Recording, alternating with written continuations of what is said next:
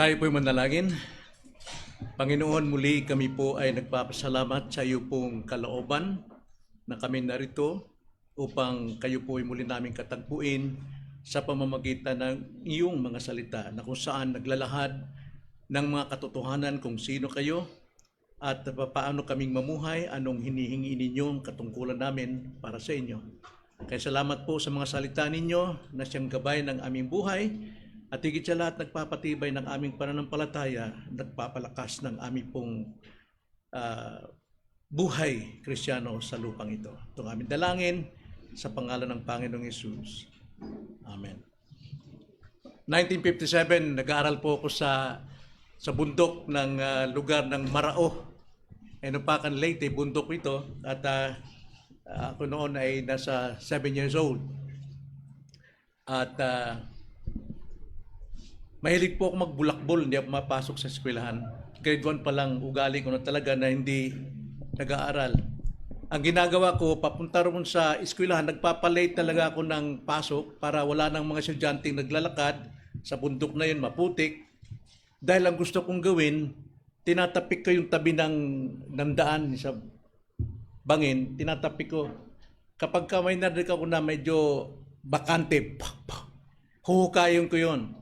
At makikita ko ron yung anay, daming anay, at mayroon silang palasyo. Napakagandang tignan yung gawa nilang bahay, na talagang parang palasyo na talagang solid na solid, parang galing ng mga architect, mga engineer, paano ginawa yun.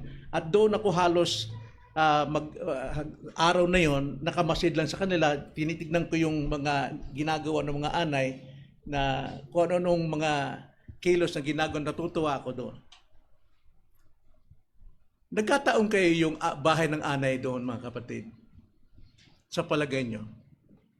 Nung bang hinukay ko, doon biglang lumabas yung bahay ng anay?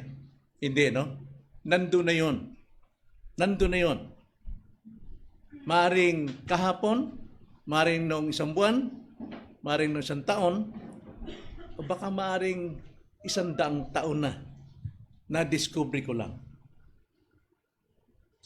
Makikita natin na wala pong bagay na bago. Lahat ay itinakda na ng Panginoon. Maging yung ating panahon ngayon, bukas, hindi natin alam kung ano mangyayari bukas. Hindi natin alam kung sino makakasalubong natin, kung anong mangyayari, kung anong kalagayan. Pero yun ay tinakda na. Gaano pa kaya ang 1 linggo?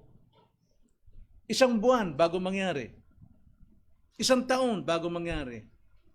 Lahat yun ay nakatakda na. Ang sabi nga ng mga scientists, na ang distansya daw ng mundo at ng araw ay nasa mga 500 light years. 500 million light years. Ito ay nabubuhay lang ang 70. Kaya wala pong makakarating talaga sa araw. Pero na-discover nila yung araw. Bida bang scientist dito dahil nakadiscover sila kung ano ang kalagayan ng araw? Nagkataon ba yun nung dinidiscover nila lumabas yung araw? Nandun na yun. At ang galaxy, yung kumpol ng mga bituin, kung ilang million din ang bawat galaxy, ilang galaxy sa buong universe. Napakarami rin, millions din. Pero how many stars ang napapaloob sa isang galaxy? At ang distance nito ay light years din. Napakalayo. And yet, na-discover ito mga scientists, kaya bidang-bida yung scientists, na nakadiscover sila. Ano yung na-discover nila? Nandun na. Itinakda na ng Diyos. Kaya lahat ng ating buhay ngayon, ano mang lalakar natin from now on hanggang future, nakatakda ng Diyos. Nakatakda. Pero remember this, 3 text sa Bible na dapat tayo mag-ingat. Genesis chapter 2 verse 16 to 17. Nang sabi ng Panginoon kay Adan, nariyan Adan ang harden. Makakain mo lahat ng klase ng prutas, lahat ng puno diyan, wag lamang itong puno na nagbibigay ng kaalaman at mabuti. Masama at mabuti. Nandun ay binigay na ng Panginoon ang dalawang bagay, yung pagtupad at pagtupad, sapagkat kung hindi tutuparin ni Adan yung utos ng Panginoon, ano mangyari? Sila'y mamamatay. Pero ang tao mayroong malayang kalooban. Pinili nila na suway ng Diyos. So ano po ang nangyari? Itinakda na ang lahat ng mangyayari sa pagsuway. At ito'y minana natin hanggang ngayon. Nakatakda na rin ang lahat ng mga ibubunga ng ating disobedience. Wala pong nangyayaring aksidente. Deuteronomy chapter 30 verse 29, nang sabi ni Moises, saksi ko ang langit, inilatag ko sa inyo ang dapat ninyong tugunin. Sa kaliwa, binigay ko sa inyo ang kamatayan. Sa kanan ay ang buhay. Sa kaliwa ay ang kasamaan, kapahamakan. Pero sa kanan ay buhay. Ibigin ninyo ang Diyos ng buong lakas ninyo. Sapagkat lahat po ng pagsunod sa kanan, kung ibigin ng Diyos, lahat po na itinakda ng Diyos, makakamit natin. Yun ang magiging buhay natin. Pero lahat po na sa kaliwa, tungkol sa kamatayan, lahat po nakatakda na kasamaan, kamalasan ng buhay, aanihin natin. Kaya sabi ni Jesus Christ, mahigpit, masikip ang daan patungo sa buhay, ngunit malapad ang daan tungo sa kapamakan. Hindi po nagkulang ang Diyos sa atin ng gabay, at yan ay nalalaman natin sa kanyang salita. Na kung pipiliin natin ang makipot na daan, alam natin buhay at kasaganaan. Mayroong pagbagsak, pero nasa ilalim ka pa rin ng biyaya. Dito po sa kanan naman, sa malawak na daan, mayroong pagbagsak, mayroong kabutihan din sa pamagitan ng common grace. Sila yumayaman, di ba? Nagiging sagana, pero nasa ilalim pa rin sila ng kapamakan sa kasalanan. Ano yun? Impyerno. Pero dito sa kaliwa, sa makipot na daan, mga tao ng Diyos, nagkakasala pa rin, pero nandiyan po ang forgiveness ng Panginoon. Kaya ito pong paksa natin, ang pagtatakda ng Diyos, hindi po ito aksidente. Hindi nagkataon. Hindi ito nababatay sa kapalaran or tadhana. At itong pagtatakda ay isang usapin ito sa mga kapwa Kristiyano at hindi Kristiyano. Even Christians, nagdududa pa rin pagdating sa decree of God, God's decree. Hindi pa nila maunawaan. Ang sabi nila, nagiging robot ang tao. No, hindi po robot ang tao. Ang sabi sa Proverbs 29, 21, nasa tao lahat ng mga plano. Pero yung itinakda ng Diyos, yung layunin ng Diyos ang matutupad. Nasa taong plano, gusto niyang sumuway sa Diyos, pero nakatakda na ng Diyos kung ano yung matatanggap mo sa lugar na ito. Hindi ito makakamali. Ikaw mismo ang nag-fulfill, tumutupad ng iyong buhay. Kaya pasalamat po tayo sa malayang kalooban. Ang isang makasalanan, alipin siya ng kanyang kasalanan. Ang kanyang malayang kalooban nandun sa kasalanan. Pero as Christian, ang ating malayang kasalanan tinubos ni Kristo, nandyan sa biyaya. Kaya napakalaga pong alamin natin muli ang tungkol sa pagtatakda ng Diyos. Dalawang bagay po natin, di natin natapos last Sunday. Dalawang bahagi pong ating pag-aralan, pagtatakda ng Diyos in general o pangkalahatan at pagtatakda ng Diyos sa pangkaligtasan. Ngayon, balikan lang natin panandalian ang in general. Review lang po mga kapatid. Ang pagtatakda ng Diyos sa pangkalahatan. Na alam natin sa ating 1689, please. 1689, pagtatakda ng Diyos, ito ay nasa 3. Lesson 3. Basahin ko lang po yung first paragraph. Ganito ang pagkakasabi. Mula sa walang hanggang pasimula, itinakda ng Diyos ang lahat ng mangyayari sa panahon. Ito ay kanyang ginawa na malaya at walang pagpapalit, na sinasangguni lamang ang kanyang sariling marunong at banal na katotohanan. Wala pong pagpapalit, Wala siyang sinasangguniang tao, kundi sarili lamang niya, kalooban. Gayunpaman, hindi siya ang may akda ng kasalanan. Ni naging bahagi nito sa anumang paraan. Dahil pinili ng tao ang magkasala. Right? Hindi ito utos ng Diyos. Ang utos ng Diyos, huwag mong kainin. Kaya sabi rito, hindi rin niya nilabag ang kalooban ng alinmang nilikha. Yung kalooban natin, malaya tayo. Paano sundin natin? Kaya nga, kung kilala mo ang Diyos, pero ikaw ay lumalabag pa rin sa kanyang kalooban, tinutupad mo lang yung magiging kinabukasan mo. You're just fulfilling your future. Kung kayo nagpapakalayo sa Diyos. Anong magiging, wala kayo sa biyaya talaga ng Diyos. Bagkus, ang mga ito ay itinatag pa nga. So katulad po ng isang halaman, pagka ang isang halaman ay bumabagyo, alam mo, kumakapit lalo yan sa lupa eh. Kaya minsan, yung bagyo sa buhay natin, nakakatulong sa atin yan. Hindi nakakasama. Pero dahil sa hindi natin kilala ang Diyos, lahat ito kamalasan. Pero alam nyo, kung atin lang susuriin ang buhay natin, paano tayo napapatatag? Napapatatag tayo dahil sa ating kahinaan. Hindi sa ating lakas. Karamihan ng kalakasan, bumabagsak yan. Kaya nga, lalo pang pinapatatag ng Diyos, lahat po ng providensya nangyayari. Now, God's decree and God's providence, hindi maaaring magkahiwala yan. Sa lahat ng ito, ang kanyang ganap na karunungan, kapangyarihan at katapatan ay nakikita sa pagsasakatuparan ng kanyang mga itinakda. Praise God. Lahat po na nangyari. Pag na-unfold na po yung ating history at the past, makita natin, wow, ganun pala ang Diyos sa buhay ko. Ganun niyo ako iningatan. Kaya wala tayong may pagmamalaki. Kahit yung ating kaalaman sa Bible, hindi natin pwedeng pagmalakihan. Pag nagyabang ka, alam mo kung saan ka pupunta. Paragraph 2, ang pagtatakda ng Diyos ay hindi batay sa kanyang paunang kaalaman ng mga mangyayari ayon sa ilang kondisyon.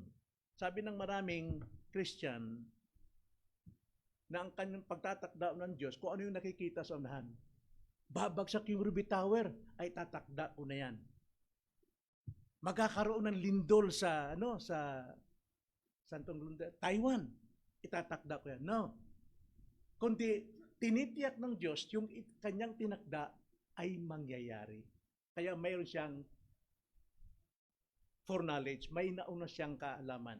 Hindi pwedeng sa kanyang kaalaman ay sasampalataya pala si Bob ngayong 19 tatakda ko na si Bob maliligtas sa time na ito. No.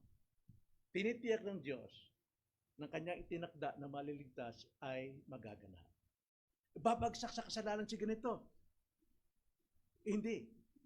Tinitiyak ng Diyos na sa magitan ng pagbagsak ni ganito, muli siyang tatayo at magiging matibay na isang hinirang ng Diyos. Napaganda po ng ginagawa ng Diyos sa atin. Pero dahil sa kulang tayo sa kaalaman, napapahamak tayo. Lalo tayong nagpapakasama, lalo tayong nagpapakabulid sa kadiliman, gayong may ginagawa ang Diyos sa iyo. So sino may akda ng pagtatakda? Diyos. At hindi maaaring magkamali. Kung ang Diyos ang siyang nagtakda, kung siya ang nagplano, hindi maaaring hindi ito matutupad. Isaiah 14 verse 24,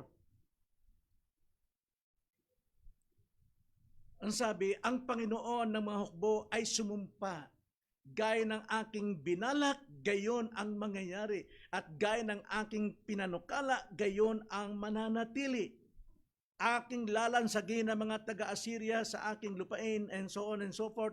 Ano man ang ipinlano ng Panginoon, siya ang gaganap nito. Pero ang tao sa atin, marami tayong panukala. Proverbs 19:21, itong panghawakan natin. Panghawakan ito natin mga kapatid, para wag tayong magkasala laban sa Diyos. Akala natin mabuting ginagawa natin, pero alam natin kung ano yung nakatakda sa iyo dyan. Ang sabi sa Proverbs 19:21, sa puso ng isang tao ang panukalay marami. Marami tayong mga iniisip, marami tayong panukala, mga plano, mga ambisyon. Ngunit layunin ng Panginoon ang siyang mananatili. Ano ibig sabihin nun? Mga kapatid, ano ibig sabihin nun? May tinakda ng Panginoon na hangganan sa lahat ng panukala natin. Kung tayo'y gagawa ng masama, plano pa rin ng Diyos ang matutupad. Mapapahama ka o di kaya mapaparusahan ka. Pero kung plano natin na sundin ng kalooban, Panginoon pa rin na nagtakda na maaaring mangyari sa iyo. Marami tayong mga panukala, pero ang mangyayari pa rin ang tinakda ng Diyos ko ano yun. Kung sa kaliwa ka, sa kapamakan, kamatayan, matatanggap mo ang lahat ng mga bagay sa iyong ginawa. Kaya nga, ang sabi nga, basahin natin ang Genesis 2:16-17 again. At iniutos ng Panginoon sa Diyos sa lalaki na sinabi, malaya kang makakakain mula sa lahat ng punong kahoy sa halamanan. Subalit, mula sa punong kahoy ng pagkakilala ng mabuti at masama, ay huwag kang kakain. Nandun agad ang pasubali ng Diyos. Huwag kang kakain, sapagkat sa araw na ikaw ay kumain niyon, ay tiyak na mamamatay ka. Pero ang tao po ay malaya sa kanyang panukala. Kaya ano po nangyari? Lahat po tayo umani ng kasalanan ni Adan. Nagdurusa tayo. Lahat po ay magdurusa. Pero gayon pa man, as a Christian, panghawakan in Matthew 7, verse 13-14. Nang Diyos ay naglagay sa atin, si Kristo naglagay sa atin ng daang makipot. Alam natin kung anong daan yon, daan niya. Walang ibang daan na maaring patutunguhan sa langit, kundi si Kristo. Siya ang daan. Kaya sumunod tayo sa Kanya. Sapagkat yung ibang daan na malawak, bakit malawak? Dahil iba't ibang mga daan ang ginagawa ng mga tao. Kaya lumalawak sila. At sila masayang-masaya sa kanilang ginagawa. Pero there is only one way to God, and that is Jesus Christ. Walang ibang pangalan sa silong ng langit na binigay ng Diyos sa sukat ikaligtas sa lahat ng sasampalatay, sumasampalatay sa Kanya. Iyan ay ang ating Panginoon. Kaya, nakadepende sa iyo ngayon. Kung lalabag ka, paghariin mo yung gusto mo, kalooban mo, tayo po may dala niyan. Kaya napakahalaga po mga kapatid, number one sa atin bilang Kristiyano ay mag-pray palagi. Manalangin tayo palagi. Sapagkat sa pamamagitan ng panalangin, binibigyan tayo ng Diyos ng tamang kaisipan, liwanag ng desisyon, alin ang pipiliin natin. At ang banal ng Espiritu nagkukonvict sa ating budhi, sa ating puso, kung alin yung dapat. At ito ay sa pamagitan ng panalangin. At ang panalangin natin, babagsak tayo sa salita ng Diyos. Ang salita ng Diyos, ang liwanag ng ating mga paa, ilaw ng ating paa, at liwanag ng ating landas. Hindi po nagkukulang ang Diyos sa atin. So anong kalikasan ng pagtatakda ng Diyos? Nasa Diyos lamang. Wala sa kaninumang tao. Siya ang nagplano, siya ang tutupad. Kailan nasimula ito? From eternity past. Wala pang mundo, may eternity na, doon nagsimula sa Diyos. Ang lahat po ng bagay. Dito sa mundo, sa libutan natin, yung distance ng buwan, distance ng bituin at ng araw, tayo po, ang tao nakakaalam, pero itinakda na ng Diyos na lahat yan. Pagka ikay lumapit sa araw, tiyak masusunog ka. Bakit? Gusto mo lumapit eh. Diba? Pag halimbawa may kandila sa mga bata, gustong hawakan yung apoy. Pag yan ay inawat mo, hindi siya mapapahamak. Pero pag pinabayaan mo, sunog talaga siya. So, sa eternity past pa lang nangyari yan. Anong lawak ng pagtatakda? Lahat po ng bagay, lahat ng events, lahat ng pangyayari. Kaya dito, isinasatabi yung paniniwala ng mga manghuhula at ng iba pang mga tao na naniniwala sa mga stars, yung tinatawag na kapalaran, tadhana. Ito na yung tinadhana sa akin. Walang ganun po. Wala pong ganun. Kailangan tayong kumilos. Mayroon tayong sariling kalooban. Dapat nating unawain yan. Hindi tayo iniwan ng Diyos na mga robot. Tanda natin, God is not the author of sin. Tayo po ang siyang gumagawa ng kasalanan. Hindi ang Diyos nanunukso para magkasala ka. Pero ang Diyos ang siyang nananawagan sa ating bumalik ka. Kaya biyaya ng Diyos, mayroon tayong repentance. Isang grace ng Diyos na ibinibigay sa atin na tayo makapagsisi sapagkat yun lamang tanging dahilan para wag tayo matuloy sa kumunoy. Ang bumalik. Bumalik. Mag-isip, bumalik. Pagsisisi kung tawagin yan. Karamihan sinasabi ang pagsisisi ay nasa huli. Totoo yan. Pero ang totoong pagsisisi sa mga taong kilala ang Diyos, hindi pa man nangyari, ina-atras mo ng iyong sarili. Ito'y nangungusap sa atin. Sa akin, madalas akong nahuhulog sa kamalian, kasalanan, dahil hindi ko kinikilala ang biyayang pagsisisi sa buhay ko. Bakit? Mahina pananampalataya. So, hindi maaring ang Diyos ang pinagmumulan ng ating kasalanan, ng anumang hindi tama. Kaya nga, tinatanggihan dito yung tinatawag na kapalaran eh. Yung ang tao ay nagtitiwala sa kapalaran lamang. Tingnan niyo ang sabi sa paragraph 4. Sa paragraph 1 sa bandang 4. Ganito ang sabi. Hindi rin niya nilalabag ang kalooban ng alinmang nilikha. Nasa atin ang kalayaan. Ni isinasangtabi ang likas na kalayaan ng ikalawang sanhi. Bagkos ang mga ito ay itinatatag pa nga ng Diyos. Yun ang kagandahan ng Diyos eh. Mali na tayo, bumagsak na tayo, pero siya pa rin ang tatayo sa atin at binibigyan tayo ng leksyon para tayo ay tumibay. So hindi nilabag ng Diyos ang kalooban natin. Remember si Joseph? Talagang pinagplanuhan siya ng mga kapatid. Pero sabi ni Joseph, huwag kayong mag-alala. Ginawa niyo sa akin ito na kapaitan sa buhay ko, dinanas kong pagdurusa. Pero ang Diyos pa rin, yung plano pa rin niya, yung tinakda pa rin niya na naig para sa kaligtasan ng marami. So, kailangan nating panghawakan ang God's decree. Paano natin ito maipamuhay? At itong God's decree ay wala pong kondisyon. Hindi ito nakabatay sa paunang kaalaman, kundi ito nakabatay sa kaalaman ng Diyos na tinitiyak niya na mangyari sa buhay natin. Kaya wala pong pagkakamali. Tayo po ang nagkakamali. Tayo po nagkakamali sa lahat ng bagay. Muli kong basahin Isaiah 46 verse 8 hanggang 11.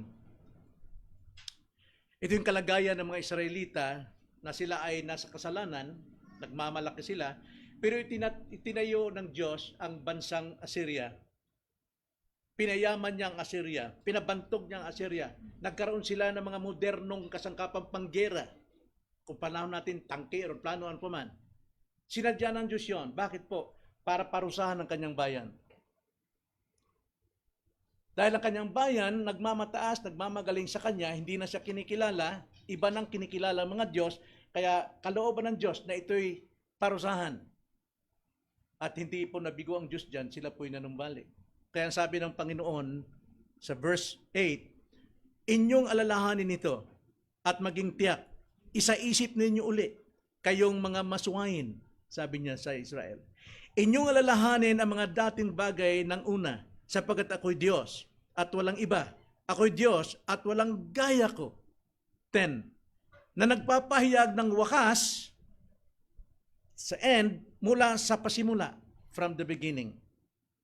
Siya nakakita from the beginning to the end. At lahat yan ay present sa Panginoon. Sa atin, ilang libo taon nang lumilipas, but sa Panginoon is always present from the past to the end. Kaya alam niya lahat ng kasaysayan.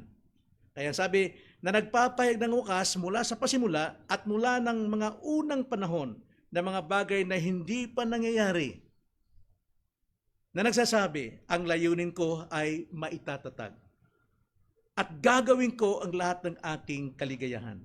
Verse 11, na tumatawag ng ibong mandaragit, ito na yung sinasabi na tinawag ng Assyria, mandaragit, upang digmain ang kanyang bayan para ang kanyang bayan ay magpakumbaba.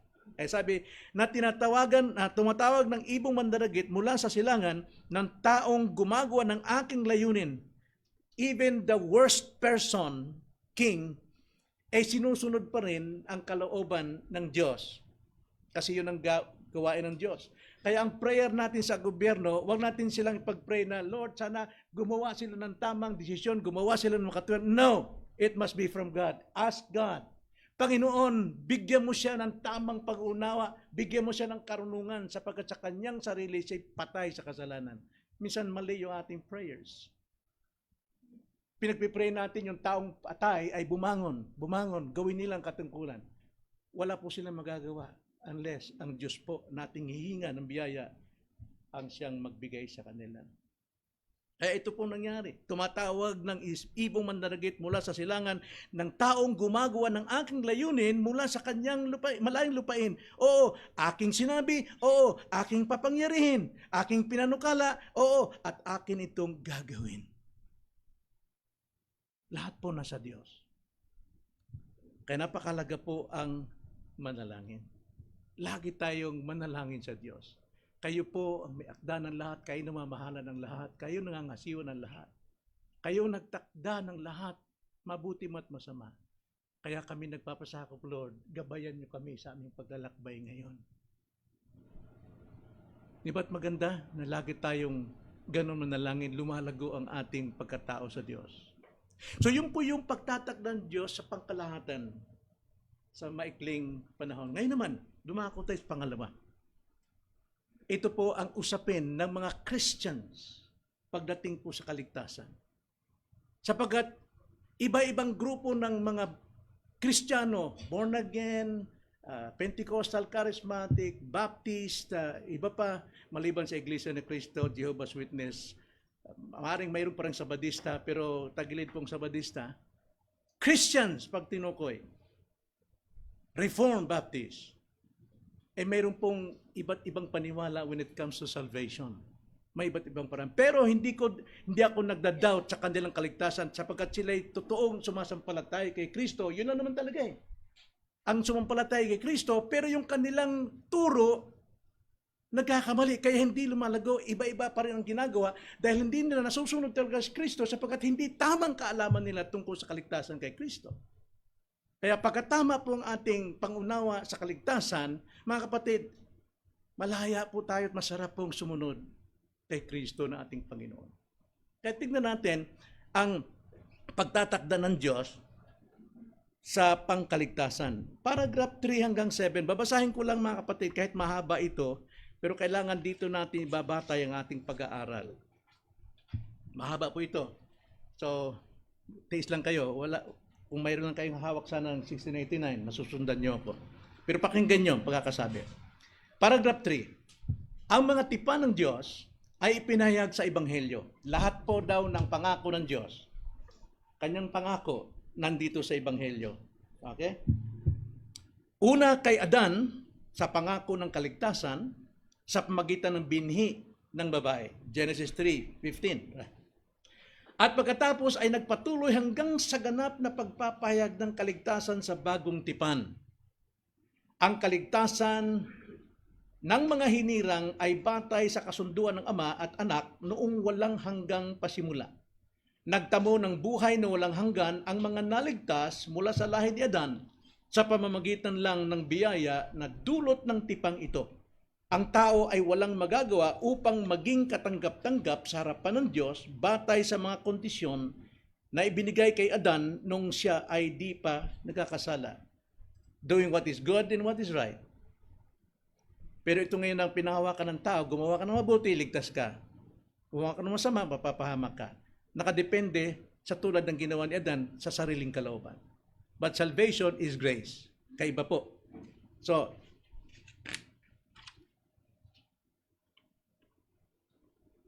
I'm sorry, mali yung binasa ko, no? Ba't di mo kinurek? I'm sorry, nasa 7 ako. Okay, balik tayo. Pagtatakda ng Diyos. Ayon sa pagtatakdang nagtatanghal ng kanyang kaluwalhatian, ang Diyos ay humirang ng mga tao.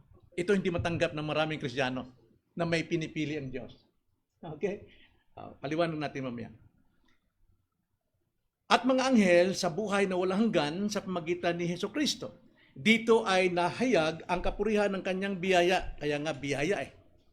Ang iba naman ay hinayaan sa kanilang kasalanan at matuwid na hatol, at dito ay nahayag ang kapurihan ng kanyang karunungan.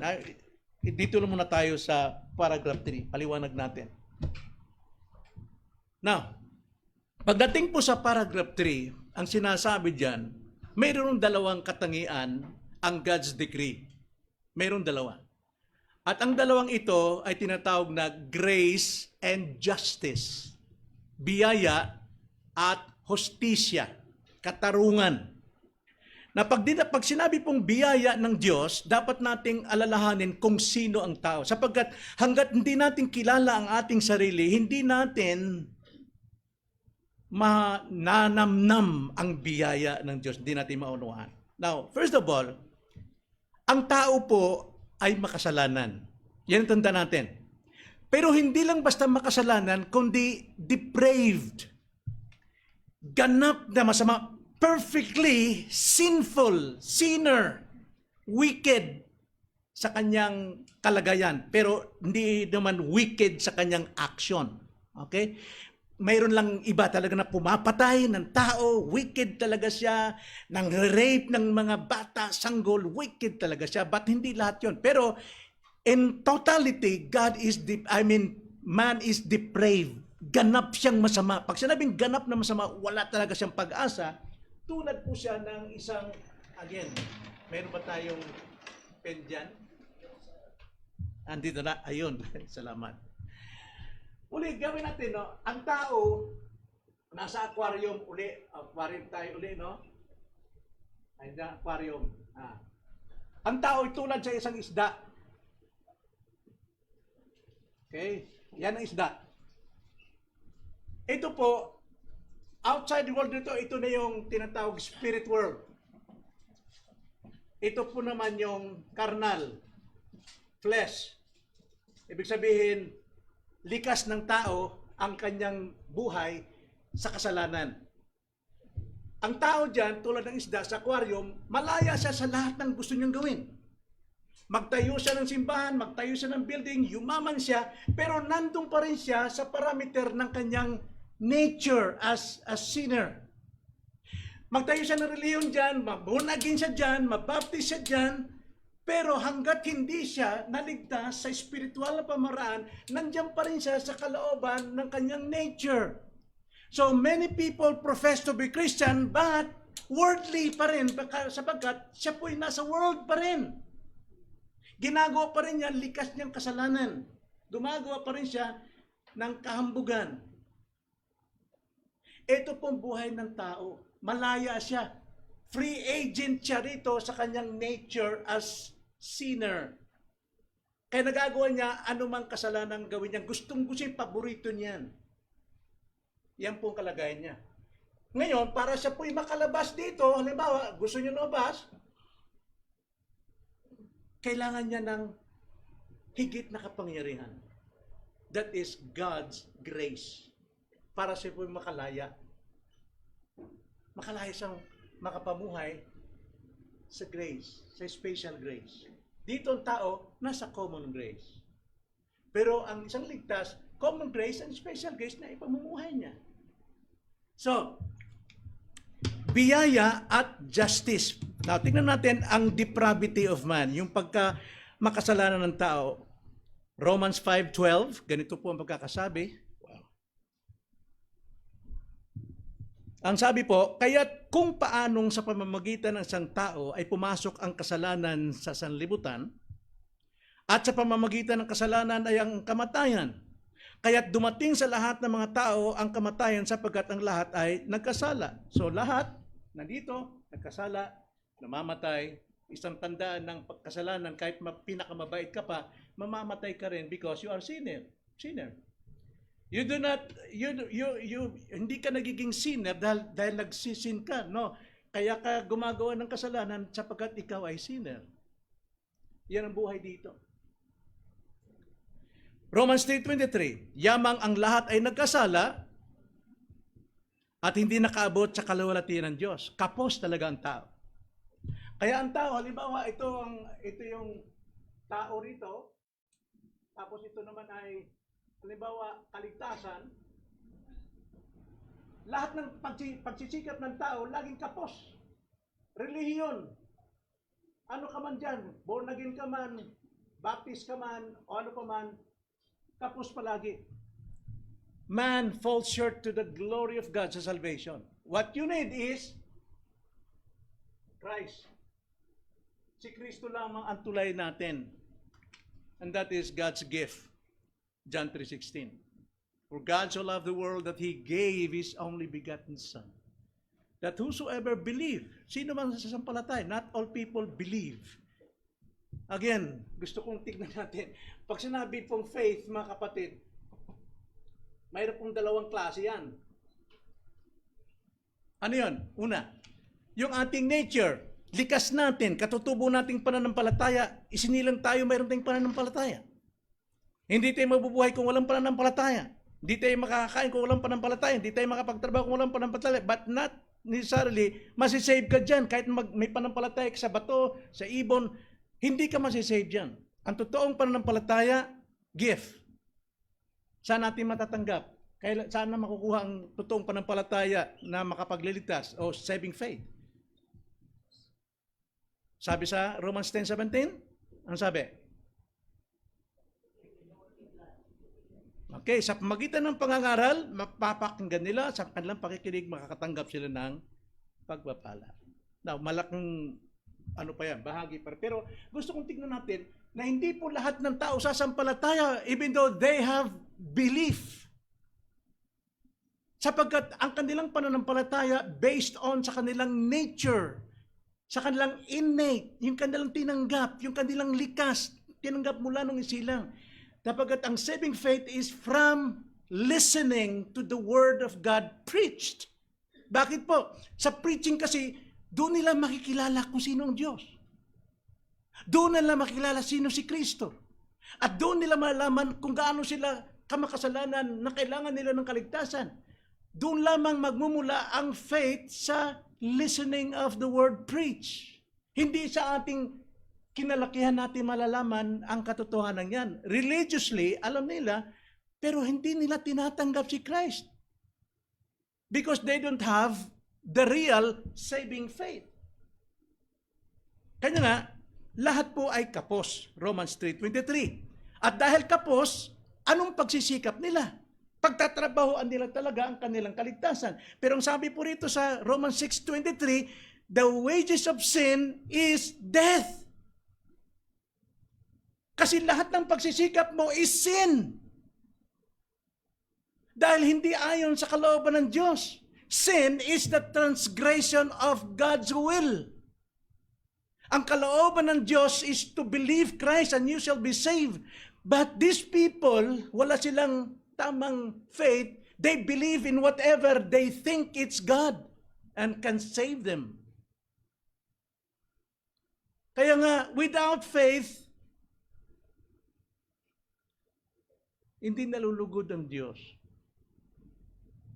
Kaya nga, the wages of sin, dahil pinagsisikapan nilang kaligtasan nila, is death.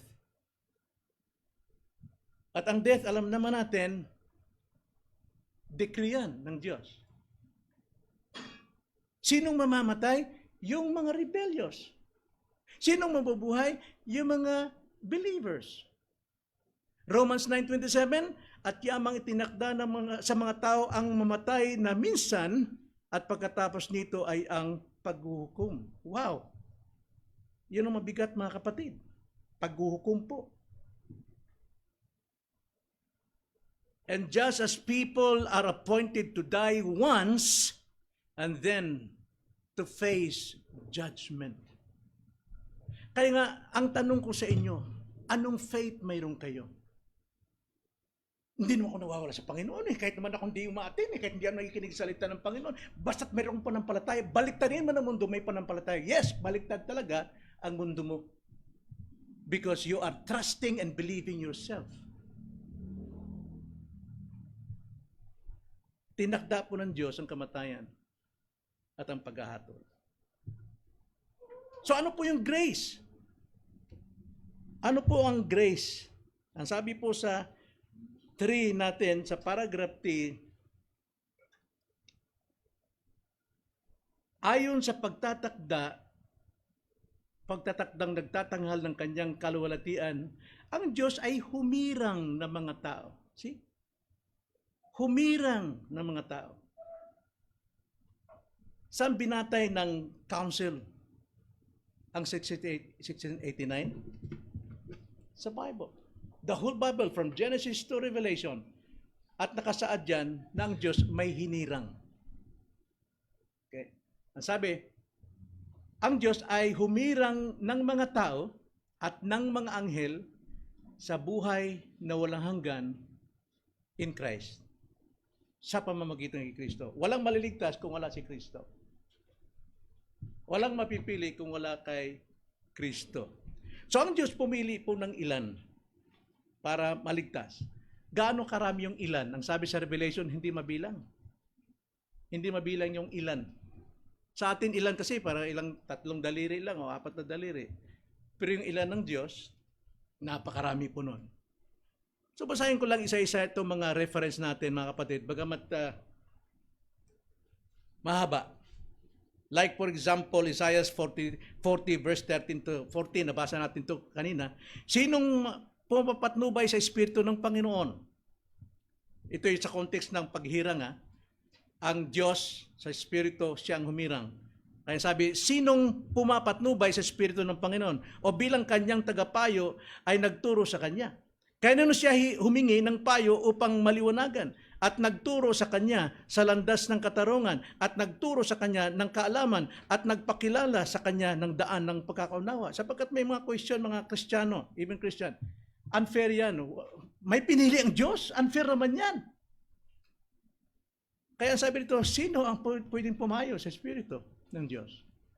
Romans 9:11 to 18, tungkol po sa kalagayan ni Jacob and Esau.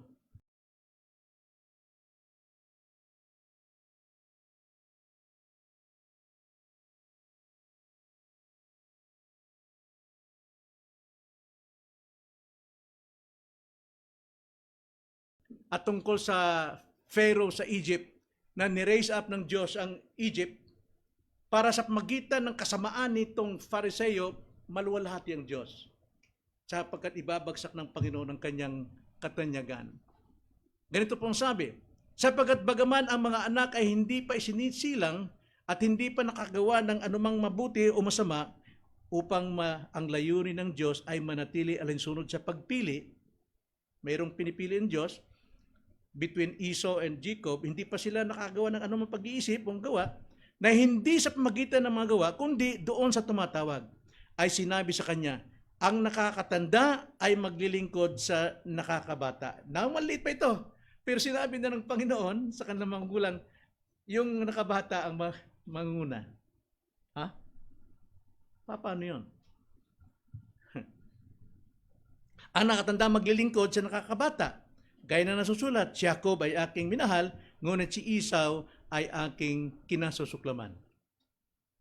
O pag hindi ka pala napili, kinasuklaman ka ng Diyos. Jacob I love, but Esau I hate. Now, tignan natin mamaya. Ano nga ang ating sasabihin? May kawalang katarungan ba ang Diyos sa Diyos?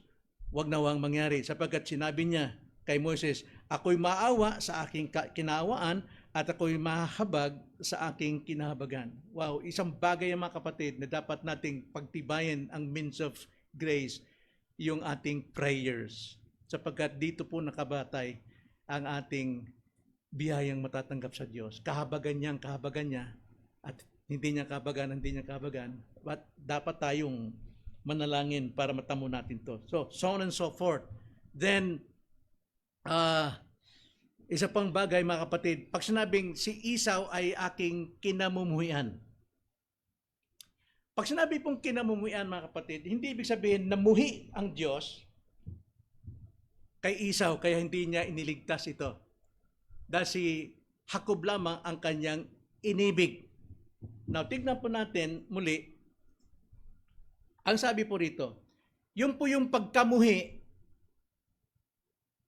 ito po ang definition niyan sa 1689. Ang iba naman ay hinayaan sa kanilang kasalanan at matuwid na hatol at dito ay nahayag ang kapurihan ng kanyang katarungan. Now, Esau, okay, dito na lang. Si Esau, tama ba yun? Jacob. Si Esau, andyan yung muhi ng Diyos, pagkamuhi. Ito naman, love. Pag sinabi pong pagkamuhi, mga kapatid, dapat nating unawain ang konteksto ng tao. Lahat ng tao ay sinner. At lahat ng tao patungo sa hell. Okay? But God intervened. Siya'y pumasok sa kasaysayan. Pumili siya ng ilan. At isang example sa atin, sa ilan na napakarami, ay si Jacob. Loved. Pag sinabing loved, itinangi. Pero si Esau, hindi kinamuhian ng Diyos. Pero yung kanyang patutunguhan as hell ay katumbas ng hate. Ibig sabihin, si Jacob, pinabayaan siya sa kanyang normal na buhay na masuwayin, rebelde sa Diyos, kaya patungo sa impyerno. But God, sa buhay ni Jacob, nag-intervene siya, siya'y niligtas sa biyaya ng pinili siya sa kaligtasan upang mamuhay siya alinsunod sa kalooban ng Diyos. Like for example, you. Nung ikaw ay hindi pa Kristiyano, patungo kang impyerno. But God, in His mercy, works all things to do good to you. Dahil ikaw ay pinili ng Diyos. It has been decreed na lahat ng makasalanan ay patungo sa impyerno, but God intervenes. Nakialam siya sa kasaysayan na kanyang ginawa, sa kanyang tinakda, na magliligtas siya. Yan po ang kagandahan ng biyaya ng Panginoon. Basahin natin. John 12:37 to 40.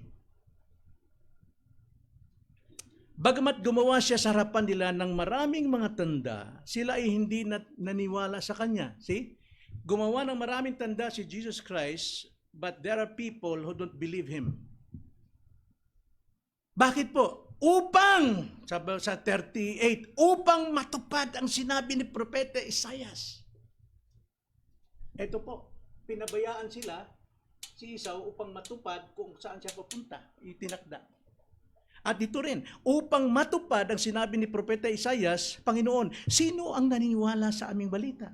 At kanino nahayag ang bisig ng Panginoon? Kaya't hindi sila makapaniwala sapagkat sinabi rin ni Isaias, binulag niya ang kanilang mga mata at pinatigas niya ang kanilang mga puso upang sila'y huwag makakita sa pamamagitan ng kanilang mga mata at na makaunawa sa pamamagitan ng kanilang puso at magbalik loob at sila'y pagalingin. Nang sabi dito ng ibang mga aral, ang Diyos ang gumawa na sila'y mabulag, na sila'y mabingi. No! Pinabayaan sila sa kanilang likas na kalagayan.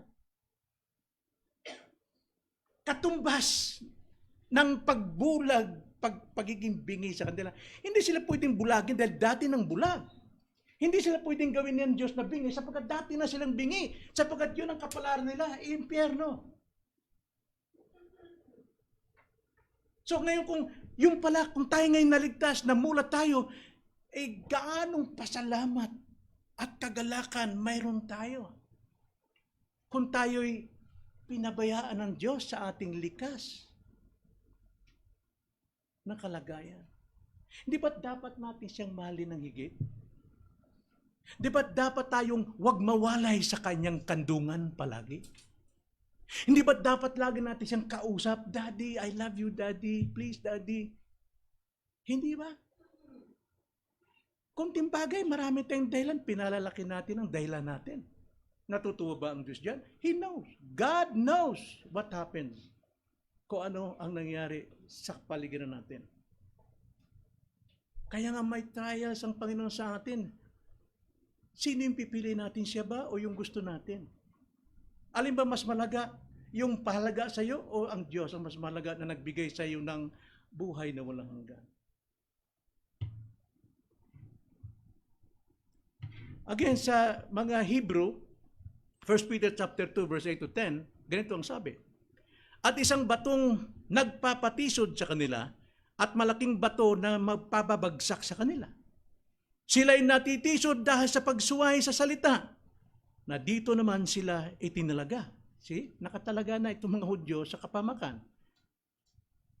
Ngunit kayo'y isang lahing pinili.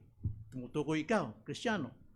Isang maharlikang pagkapari, isang bansang banal, sambahayang pag-aari ng Diyos upang inyong ipahayag ang mga makapangyarihang gawa niya na tumawag sa inyo mula sa kadiliman. Ibig sabihin, dapat magliwanag tayo. Ano man ang sitwasyon natin, ano bang events dyan, dapat pa rin maluwalhati ang Diyos sa buhay natin. Makita pa rin liwanag ng ating pagiging anak ng Diyos. Tungo sa kanyang kagilagilalas na liwanag.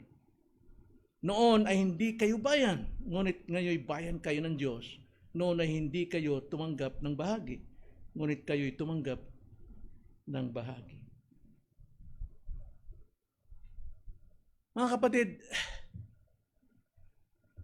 ang tanong ko sa inyo, unfair ba ang God na magligtas ng ilan? Marami nasasabi, tsaka pag namatay ako, doon ko lang malalaman na ako'y ligtas. Tsak naman tayo, kung tayo langit lahat tayo. That is the doctrine of the devil. Doktrina ng diablo yan. Ay ng diablo ng tao ay sumampalataya sa isang tagapagligtas. Kaya ang diablo gumagawa ng napakaraming relihiyon para iligaw ang tao. Ano sa palagay nyo? Bakit maraming relihiyon? Tapos nagkukontra-kontrahan. Why? Gawa ba ng Diyos to? No. There's only one religion. And that is God's religion.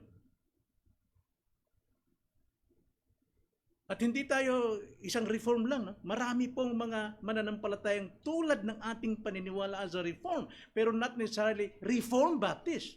Hindi tayo nakabatay sa pangalan natin na yan lang maliligtas. No, nababatay tayo doon sa mga tao, sa mga pastor na talagang tapat na nagtuturo ng whole counsel of God. Ano man ang grupo nila, sila'y kapatid natin. Pero nakakaawa po, marami pong grupo na akala mo Kristiyano rin because they act as Christian, they sing like Christians. Pero people perish for lack of knowledge. Kailangan natin ang kaunawaan sa Diyos. Dito tumitibay yung ating pananampalataya, mga kapatid.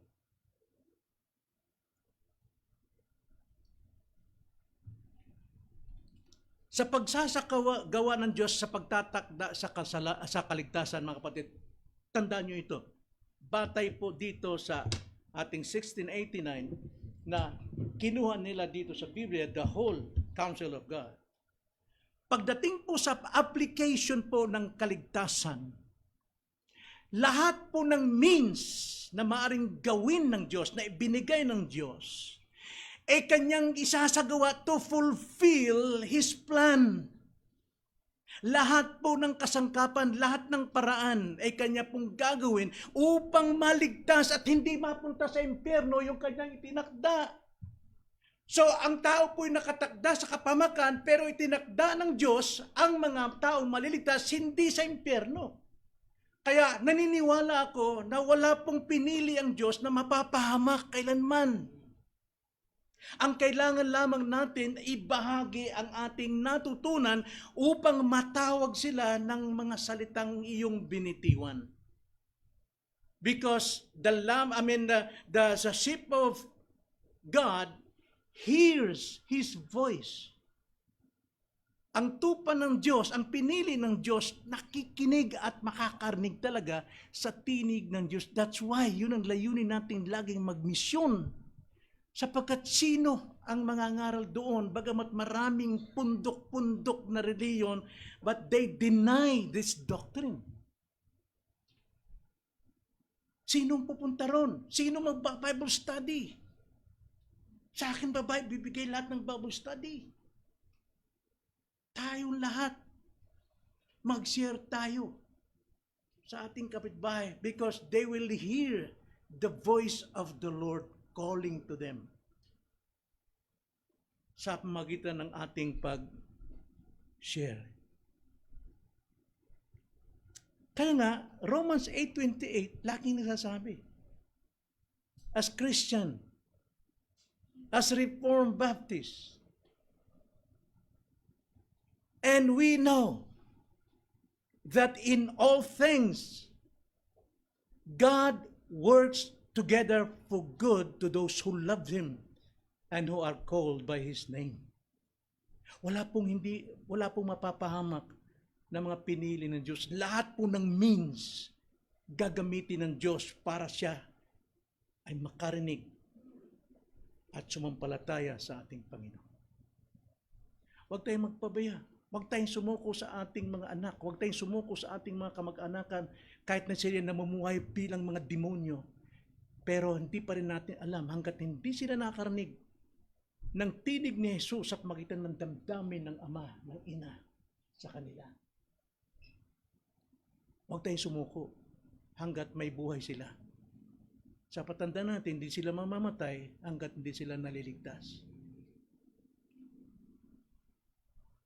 Ibahagi natin ang Ebanghelyo. Nakatakda na sa atin yan. Pag sinunod natin, mayroon tayong aanihin. Magtatanim tayo ng maraming luha sa ating pag-share. Pero aanit tayo ng tuwa. Aanit tayo ng tuwa. At yan ang itinakda ng Diyos para sa atin. Tayo manalangin. Panginoon, maraming salamat po sa inyo pong mga salita na nagbibigay sa amin ng malinaw na utos na kami po ay dapat magliwanag sa aming kapaligiran, magkaroon ng timpla, asin na kasasabikan ng mga tao upang maipahayag namin ng salita ninyo nang sa ganun marinig nila ang tinig ng Panginoon. Sila'y mabuhay mula sa kanilang kinalalagyan sapagkat sila'y tinakda ng Panginoon sa buhay na walang hanggan. Gamitin nyo kami, Ama. Tuparin din namin ang tinakda sa amin na kami magiging instrumento ninyo sa maraming paraan. Sa aming pananalita, sa aming kilos at gawa, maging sa aming kaisipan, maluwalhati kayo, Diyos. Itong aming samot dalangin at pasasalamat sa pangalan ng Panginoong Hesus. Amen.